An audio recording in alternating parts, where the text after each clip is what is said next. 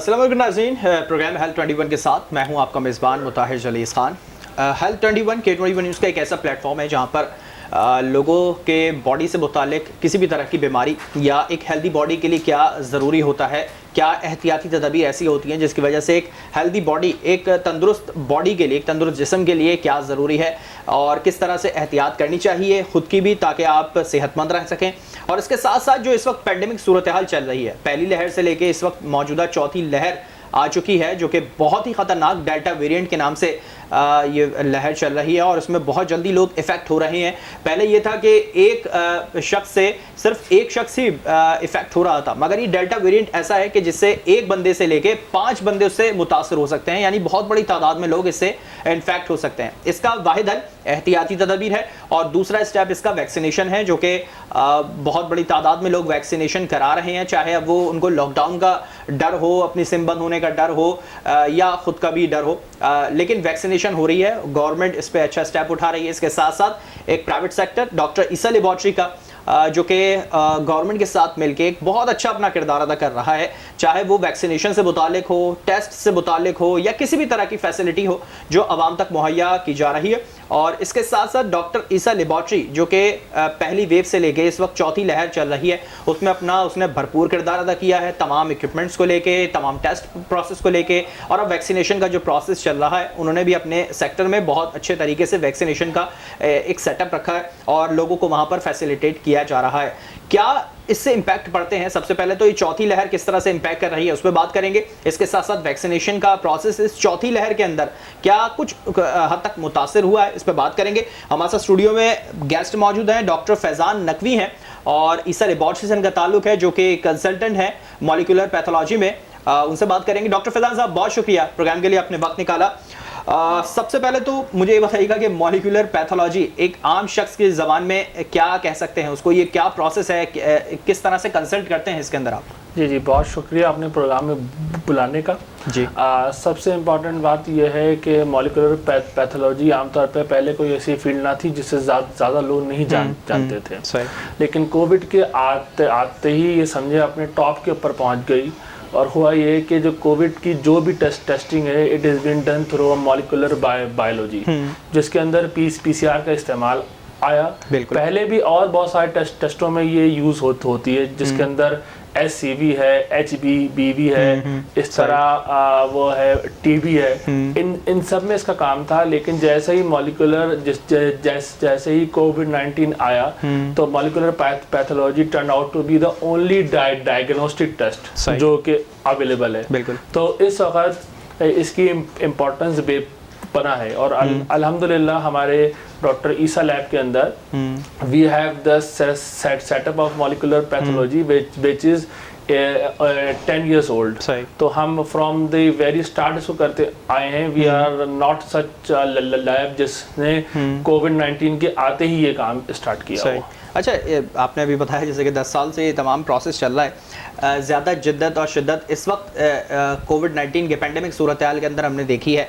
क्या प्रोसेस रहा है पहली लहर से लेके इस वक्त चौथी लहर आ चुकी है डेल्टा वेरिएंट की, क्या प्रोसेस रहा है इस मॉलिक्यूलर पैथोलॉजी का और डॉक्टर ईसा लेबॉर्ट्री का इस तमाम सूरत हाल के अंदर क्या किरदार रहा? जी देखें, फ्रॉम द डे वन जैसे ही ये कोविड का जो है पेंडेमिक पाकिस्तान में आम हुआ, डॉक्टर ईसा लैब ने डे वन से लोगों को फैसिलिटेट करने के लिए काम किया। आप जानते हैं आज भी एक्सपो सेंटर के अंदर फ्रॉम द डे वन जब से वो डेवलप हुआ है, ईसा लैब के अपनी टेस्टिंग प्रोवाइड कर रहा है, that is free of cost. अल्हम्दुलिल्लाह इन ईसा लैब जो हम डे वन से हमने टेस्टिंग स्टार्ट की at a very reasonable rate. The idea is कि हम लोगों को फैसिलिटेट कर सकते हैं। इसके अंदर भी ऐसे ही है कि जो पहली वेव और इस वेव के अंदर फ़र्क यह है कि आप यकीन मानिए हम ये देखते हैं कि 20 से 25% जो है टेस्ट वो पॉजिटिव आ रहे हैं, which is a big thing. पहली वेव में भी इतने लोग इन्फेक्टेड नहीं हुए थे। मेरे ख्याल से आप भी ये बात को मानेंगे कि आप हर दूसरे या तीसरे घर में एक कोविड का पेशेंट मौजूद है जो कि इसकी संगीनी की तरफ इशारा करता है। जो पहली लहर थी, जो पहला कोविड आया था, उससे ये जो डेल्टा वेरिएंट है ये 100 गुना ज्यादा इन्फेक्शस है। मींस अगर पहले 10 लोगों को होता था तो अब ये 1000 लोगों को होगा। तो इसी वजह से आप देखते हैं कि with the passage of time ये बढ़ता जा रहा है। और आहिस्ता आहिस्ता अगर हमने SOPs का ख्याल नहीं किया, अपने आप को वैक्सीनेट नहीं करवाया, तो ये खुदा ना खास्ता इंडिया वाली सूरत है। डॉक्टर साहब, डेल्टा वेरिएंट हम सुन रहे हैं और सिर्फ आवाम सिर्फ इस बारे में ये जानते हैं कि डेल्टा वेरिएंट बहुत ख़तरनाक है, इससे एक बंदे से 5 लोग इन्फेक्ट हो सकते हैं। इसका क्या इन्फेक्शन है ऐसा जो ज़्यादा मुतासर करता है इंसान को, एक बॉडी को किस तरह से ज़्यादा मुतासर कर रहा है? डेल्टा वेरिएंट में ऐसी क्या खासियत है जो लोगों को ज़्यादा मुतासर कर रहा है? जी देखिए, एक किसी भी वायरस में 2 से 3 किस्म के प्रोटीन्स मौजूद होते हैं। अगर हम आम अल्फाज में बताएं, एक प्रोटीन वो होता है जिससे वो अपने आप को आपकी बॉडी से अटैच करता है। इसके अंदर मसला यह है, जो डेल्टा वेरिएंट के अंदर वो प्रोटीन मॉडिफाइड है और वो प्रोटीन मॉडिफाइड इस तरह से है कि अब वो आपकी बॉडी से बहुत अच्छे अंदाज में अटैच हो सकता है। उसकी वजह से ये ज़्यादा लोगों को उससे अटैच होता है, ज़्यादा लोगों को इन्फेक्ट करता है। और जितने ज़्यादा लोग इन्फेक्ट होंगे, तो आपको पहले ही पता है कि हम पहले भी मोर्टेलिटी रेट 2% था। बिल्कुल। जब 2% अगर उसी मोर्टेलिटी रेट को रखें, पहले फर्स्ट करें 100 लोग इन्फेक्ट हुए थे तो मोर्टेलिटी रेट दो लोगों में आया, मतलब 2 लोग उसका शिकार हुए। अब अगर ये 10,000 लोगों को इन्फेक्ट होगा, क्योंकि ये ज़्यादा इन्फेक्शस है, ज़्यादा तेज़ी से फैलता है, तो समझे आप 200 लोगों के खुदा न खास्ता मरने का खदशा है। तो इस वजह से ये पहले से ज़्यादा डेंजरस है because of very high transmission rate. अच्छा, ये बहुत ही ख़तरनाक है। शायद इसकी एक वजह ये भी है कि लोग अब टेस्ट नहीं करवा रहे अपना। कोविड टेस्ट जो सबसे पहले हमने देखा था, पहली, दूसरी और तीसरी लहर तक आ रहे थे कि लोग टेस्ट ज़्यादा करवा रहे थे जाके, लेकिन अब वो रुझान नहीं है, लोग वैक्सीनेशन की तरफ ज़्यादा जाते हुए दिखाई दे रहे हैं। वजूहात क्या आपको लगी हैं ये डेल्टा वेरिएंट फैलने की सबसे ज़्यादा? जी देखें, सबसे अहम बात तो मैं ये सबको रेकमेंड करता हूँ कि आजकल के दौर में अगर किसी को बुखार हो जो 1 से 2 दिन परसिस्ट करता हो, तो वो बाकी टेस्ट के बजाय कोविड टेस्ट की तरफ जाए। लेकिन चूंकि होता यह है कि कोविड के जब आइडेंटिफाई होता है, उसके बाद इसकी ट्रीटमेंट स्टार्ट होती है। अगर आप 3-4 दिन ज़ाया करते हैं तो समझे आप एक बहुत कीमती वक्त ज़ाया कर रहे होते हैं। हमने देखा है कि लोग और चीज़ों की तरफ जाते हैं, टाइफाइड की बात करते हैं, लेकिन इस वक्त सबसे पहले आपको कोविड टेस्ट करवाना चाहिए। ये फैला क्यों है सर? उसकी वजह आप बेहतर जानते हैं कि हमने SOP का ख्याल नहीं किया। हमारे यहाँ बेशर लोगों ने मास्क का इस्तेमाल नहीं रखा, और मैं और आप जानते हैं कि अगर सिर्फ मास्क का इस्तेमाल ही बेहतर हो तो इसको फैलने से 90% रोका जा सकता है। अभी ईद उल अज़हा गुजरी है, उसके अंदर भी मंडी में रश और ये तमाम चीज़ें हुई जिसके अंदर SOP का ख्याल नहीं रखा गया। अगर SOP का ख्याल नहीं रखा जाएगा तो ये आगे फैलेगा। ये बात और भी इम्पोर्टेंट है कि लोगों ने ऐसा सोचा कि जिन लोगों को वैक्सीन लग चुकी है उनको ये कोविड नहीं हो सकता। ऐसा नहीं है। वैक्सीन लगने के बाद कोविड हो सकता है, लेकिन वैक्सीन लगने के बाद कितने हैं? अगर वैक्सीन लगने के बाद उतने ही चांसेस हैं जितने किसी आम आदमी को है। सही है, लेकिन इसका फायदा ये होता है वैक्सीन का कि वैक्सीन आपको हॉस्पिटल ले जाने से रोकती है। आप ICU का मुंह नहीं देखते। अभी जो एक डेटा कल शेयर हुआ था उसके मुताबिक जितने लोग इस वक्त हॉस्पिटल में एडमिट हैं उसमें से 85% वो लोग हैं जो वैक्सीनेटेड नहीं हैं। So it is the time that we should get vaccinated, although कि हमें वैक्सीनेटेड होने के बाद हमें इसका इन्फेक्शन हो सकता है, तो हम SOP का ख्याल रखें। अच्छा, एक चीज़ और है कि जब वैक्सीनेट हो जाता है एक शख्स तो वो फौरी तौर पे बाहर निकलता है, अपना मास्क निकाल देता है, लोगों से सामाजिक फासला ख़त्म कर देता है और फिर कहता है कि भाई मैंने वैक्सीनेशन करा ली है और मैं कोरोना से अब महफूज हूँ। कितना टाइम लगता है एक वैक्सीन होने के बाद एंटीबॉडीज़ डेवलप होने पे, या कितने टाइम तक मजीद उसको ज़्यादा एहतियात करनी चाहिए, लोगों से दूर रहना चाहिए? देखिए सर, मैं तो ये कहूँगा कि हर हालत में एहतियात करनी चाहिए। सही, क्योंकि अगर आपके पास वो वायरस मौजूद है जो आपको इन्फेक्ट नहीं कर रहा, फर्ज कीजिए आपको नुकसान नहीं पहुँचा रहा, लेकिन आप उसे आगे ट्रांसमिट तो कर सकते हैं ना। अगर हम आगे ट्रांसमिट करते हैं, हम सबके घर में हमारे वालिदैन होते हैं, बच्चे होते हैं, ऐसे लोग होते हैं जिनको कोई मर्ज लाहक होता है, तो उसके लिए हमें लाजमी है कि हम वैक्सीनेशन के बाद या पहले या हर हालत में मास्क पहने और SOPs को फॉलो करें। हम कभी भी ऐसा नहीं कर सकते कि मैंने वैक्सीन लगवा ली और अब मैं कहीं भी जाता रहूं, ऐसा नहीं हो सकता। अच्छा, एक चीज़ और है, इम्यूनिटी बढ़ाने की बात जो कि हमने शुरू में सुनी थी और काफ़ी तिब्बी माहिरीन इस पे कहते थे कि अपनी इम्यूनिटी बढ़ाने के लिए आप ज़्यादा से ज़्यादा फल खाएं, फ्रूट्स खाएं और दीगर चीज़ों को आप इस्तेमाल करें जो ज़्यादा से ज़्यादा आपको ताकत फराहम कर सके। क्या ऐसा है कि इस वक्त एक तरफ आपने वैक्सीनेशन करा लिया, आपकी एंटीबॉडीज़ डेवलप हो रही हैं और दूसरी जानिब आप ये तमाम चीज़ें भी इस्तेमाल कर रहे हैं, तो ज़्यादा चांसेस है कि आपको वैक्सीनेशन मज़ीद और कराने की ज़रूरत नहीं पड़े आगे जाके? नहीं, देखिए वैक्सीनेशन तो आपको करवानी पड़ेगी। ये तमाम आपने जो बातें कही एकदम दुरुस्त हैं और तिब्बी माहिरीन ने ये बिल्कुल कहा था कि आप अपनी इम्यूनिटी को इन्हांस करें और जिसके लिए आप ये फल खाएं। और आमतौर पे लोगों ने विटामिन सी की गोलियों का इस्तेमाल किया, विटामिन डी के इंजेक्शन लगवाए, जो कि जब साबित हुआ कि ये सब चीज़ें आपकी इम्यूनिटी को बूस्ट करने में काम आती हैं। अच्छा, लेकिन इम्यूनिटी बूस्टेड तो है, लेकिन वैक्सीन का काम क्या है कि वैक्सीन आपकी बॉडी को तैयार करती है आने वाले हमले के लिए। वो बहुत बड़ा पहलवान हो लेकिन वो तैयार ना हो तो वो उसका मुकाबला नहीं कर सकता, चाहे कोई भी हो। तो इसी तरह वैक्सीन भी लाजमी है और साथ में वैसे भी आपको हेल्दी ग़िज़ा खानी चाहिए। तो ये जो चीज़ें हैं वो आपकी इम्यूनिटी को बूस्ट करती हैं और वैक्सीन आपके क़ुव्वत मुदाफ़ियत को तैयार करती है ताकि वो इस वायरस का मुकाबला कर सके। अच्छा, खुदा ना खास्ता हम ऐसा तो नहीं कहते कि दोबारा, और डॉक्टर भी ये कहते हैं कि दोबारा कोरोना वायरस नहीं हो सकता, ऐसा तो पॉसिबल नहीं है। एक दफ़ा वैक्सीनेट होने के बाद, दोनों डोजेस लेने के बाद खुदा ना खास्ता अगर दोबारा कोरोना वायरस आप पे इफेक्ट करता है तो क्या प्रोसेस होगा? क्या दोबारा से वैक्सीनेशन करानी पड़ेगी या कुछ ट्रीटमेंट है, डॉक्टर से सजेस्ट ले सकते हैं इस हवाले से? क्या प्रोसेस है? सर, जहाँ तक हमने अभी तक पाकिस्तान में जो डेटा एनालिसिस किया है उसके तहत जिन लोगों को दोनों डोज वैक्सीन के लग गए थे उनमें से समझे आप किसी को भी अस्पताल जाने की जरूरत नहीं पड़ी। मतलब वो दोबारा इन्फेक्ट नहीं हुए? जी नहीं, इन्फेक्ट हुए लेकिन उनकी कॉम्प्लिकेशन नहीं हुई। सही है। तो इसीलिए वैक्सीनेशन की अपनी इम्पोर्टेंस है। अगर कोई ऐसा है कि जाहिर सी बात है कि हम देखते हैं कुछ लोगों को दिल का आर्जा होता है या और मसाइल होते हैं, उनको कुछ लोगों को हॉस्पिटल जाने की जरूरत पड़ी है। वैक्सीनेशन दोबारा नहीं होती अनटिल अनलेस डिसाइड किया जाए कि इसका बूस्टर डोज इंट्रोड्यूस करवाया जाएगा, जिसके बारे में शायद अभी बातचीत चल रही है कि जिन लोगों को दोनों डोज लग चुकी है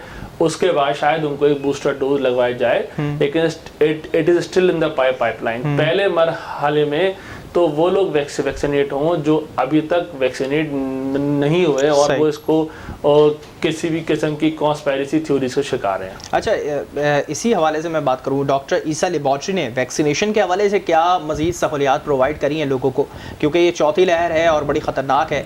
मज़ीद क्या एडवांस इस चीज़ के अंदर किया जा रहा है? एडवांस लेवल कौन सा ऐसा अपनाया जा रहा है ईसा लेबॉरेटरी के अंदर कि डॉक्टर ईसा लेबॉरेटरी को ज़्यादा प्रेफर करें, गवर्नमेंट के साथ कोलैबोरेशन जो यकीनी तौर पे चल रही है वो मज़ीद आगे इन्हांस हो सके? जी देखें, बिल्कुल डॉक्टर ईसा लैब ने अब कराची के अंदर अपना एक वैक्सीनेशन सेटअप स्टार्ट किया है which is just the tip of an iceberg, और with the passage of time हम इसको पूरे कराची में फैलाएंगे, क्योंकि जाहिर सी बात है वैक्सीनेशन सेंटर के लिए उसमें कुछ खास फैसिलिटीज़ का होना भी लाजमी है। जिस तरह आप देखते हैं कि कभी कुछ लोगों को रिएक्शन होता है तो उसके लिए डॉक्टर्स का होना लाजमी है।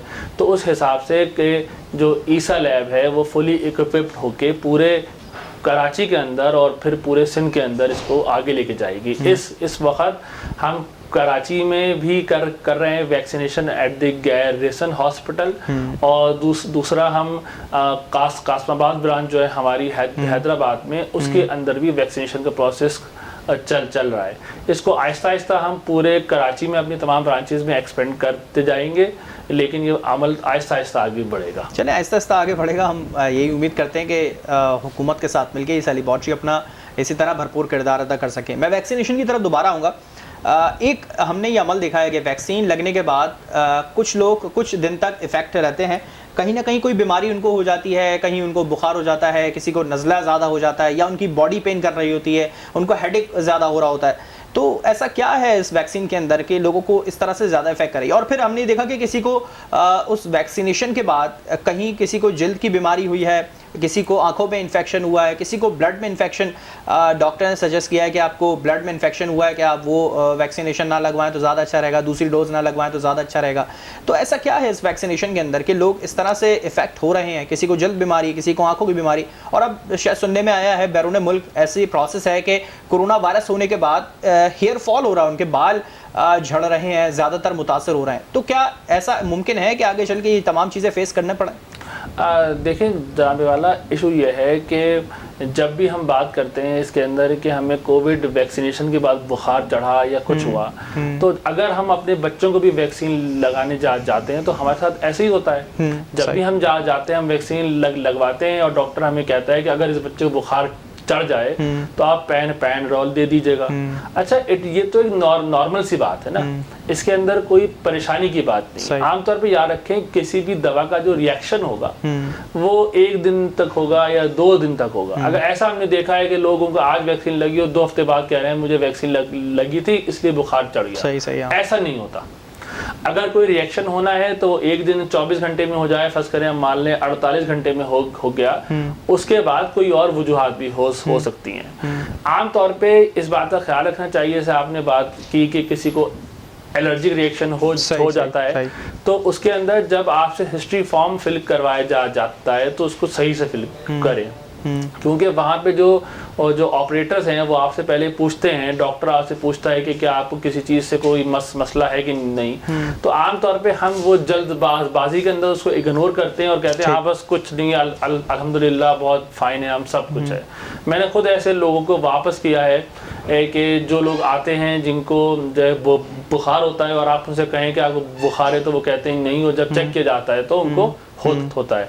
तो इसके अंदर लोगों का अपना भी किरदार है कि जो हिस्ट्री फॉर्म में उसको सही से भरें, लेकिन इस किस्म के बहुत कोई गंभीर मसाइल अभी तक पाकिस्तान में रिकॉर्ड नहीं किए गए हैं। अगर खुदा न खास्ता किसी को वैक्सीन लगने से 2 हफ्ते बाद या 3 हफ्ते बाद कोई मसला होता है तो इसकी वजह वैक्सीन नहीं होती। आमतौर पर अगर खुदा न खास्ता कुछ किसी को होना है तो वो 24 से 48 घंटे के अंदर हो जाना चाहिए। अच्छा, आखिर में मैं जानना चाहूँगा, हुकूमत के साथ कोलैबोरेशन है डॉक्टर ईसा लैबोरेटरी का, क्या मज़ीद जिद्दत लाई जा रही है हुकूमत के साथ मिलके? क्योंकि अब हमने देखा है कि हुकूमत भी नए स्टेप के साथ आगे बढ़ रही है, कुछ नए लॉकडाउन, कुछ नए SOPs उन्होंने ज़ाहिर कर दी हैं। तो क्या मज़ीद अपडेट्स हैं हुकूमत के साथ मिलके डॉक्टर ईसा लैबोरेटरी की? देखें, डॉक्टर ईसा लैब ने और under the guidance of our CEO doctor Farhan Isa, हमने अपनी फुल फैसिलिटीज़ पेश की हुई हैं, फुल कैपेबिलिटीज़ के साथ हम गवर्नमेंट का साथ देने को तैयार हैं। चाहे वो कहीं पे ड्राइव थ्रू हो, कि अब ड्राइव थ्रू वैक्सीनेशन है जो डॉल्फिन मॉल में है, वहाँ भी हमने अपने आप को वॉलंटियर किया है। इस वक्त हमारी तमाम ब्रांचेस अपने रिस्पेक्टेड जो उनके DHOs हैं उनके साथ राब्ते में हैं और हम हर मुमकिन फैसिलिटेशन करने को तैयार हैं। एज पर डॉक्टर फरहान ईसा, हमारा एम ही यही है कि हम जिस जगह पर रहते हैं उसको हमने पे बैक करना है, उसके लोगों के लिए काम करना है। इसी वजह से हम Day 1 से एक्सपो में हैं और हम आखिर तक रहेंगे। हमारा एम यह है कि जब तक हम इस मुल्क से, इस शहर से इस वबा को ख़त्म नहीं कर लेते, हम जो है गवर्नमेंट के साथ और अपने लोगों के साथ इसी तरह फ्रंट लाइन पे खड़े रह जाएंगे। ठीक है, बहुत शुक्रिया डॉक्टर फैज़ान नकवी साहब, आपने प्रोग्राम के लिए वक्त निकाला। डॉक्टर ईसा लैबोरेटरी हुकूमत के साथ जैसे पहली लहर के साथ खड़े थे वैसे अभी भी खड़े हैं, और जब तक ये कोरोना वायरस वापस नहीं हो जाता, ये चला नहीं जाता है यहाँ से पाकिस्तान से भी, और हम दुआ करते हैं कि पूरी दुनिया से इस कोरोना वायरस की वबा को ख़त्म किया जा सके वैक्सीनेशन के ज़रिए, एहतियाती तदबीर के ज़रिए। और यकीनी तौर पर हम उम्मीद करते हैं